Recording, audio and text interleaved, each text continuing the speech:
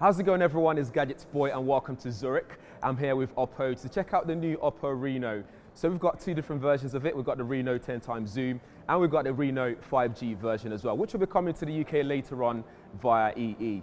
And also we've got a standard Reno as well, which I didn't really get hands-on with, but you get an idea of what it's all about. But in the meantime, let's take a closer look.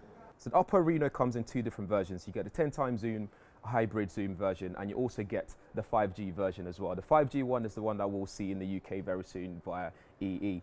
But what stands out mostly about the two devices, the fact that you get this nice design. So on the back, Reno uses a Corning Gorilla 5.0 on the back glass, and it's the first Oppo series to feature the ceramic gem O dot. So the O dot is an addition to the back of the smartphone, so it's designed to gently lift the phone when placed on a flat surface, so that protects the lenses from direct contact with the surface so it doesn't scratch up. And it also means it's kind of nice and sits flat a little bit on a surface when you do so.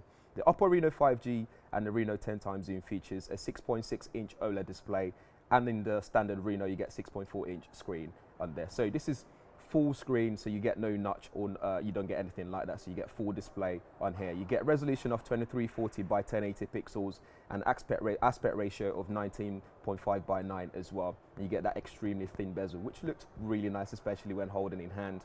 When you're watching videos or you're playing games, it feels really nice to hold in hand. Because around any notch there, you got this new system which Oppo calls the pivot rising camera. So you got 10x hybrid zoom, so Reno, the 10x version, comes with a 10x hybrid zoom. On the Reno 10x zoom and the 5G version, you got this triple camera setup. So you got 48 megapixel standard lens, you got 8 megapixel ultra wide angle, and a 13 megapixel telephoto lens as well, so you can really zoom in. So this telephoto lens allows you on the zoom version to have 10x hybrid zoom, and it looks really fantastic when you zoom in. It has OIS as well, so you don't get that shaky hands when you're trying to zoom into your subject. The 48 megapixel as well on the camera, that lens itself is f1.7 large aperture, and it uses Sony's IMX586 hardware. So again, you should get really good quality there. On the front for you selfie takers, you got 16 megapixel AI beauty front facing camera, and it has a f2.0 aperture as well.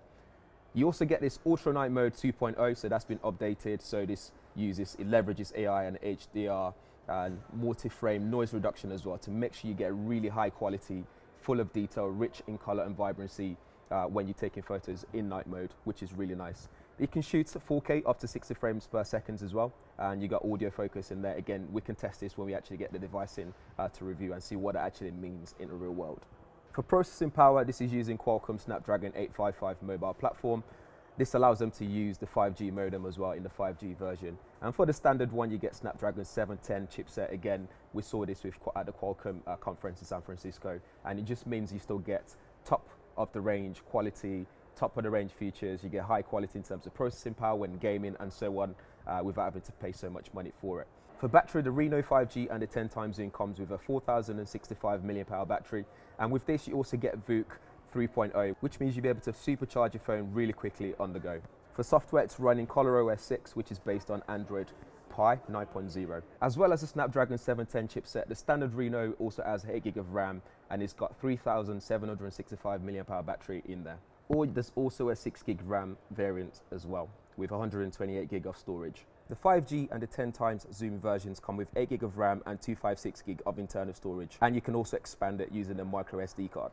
For security, you can use Face ID unlock, you can use fingerprint sensor on the front, which is pretty quick as well, or you can just use a standard PIN code form. So that's it for the new Oppo Reno series. Guys, let me know what you think in the comments below as usual. If you need any more information, it'll be in the description area. In the meantime, make sure you subscribe, hit that bell notification as well, so you'll be one of the first people to know when there's a new video on this channel. Thanks for watching. Catch you guys in the next one. Peace.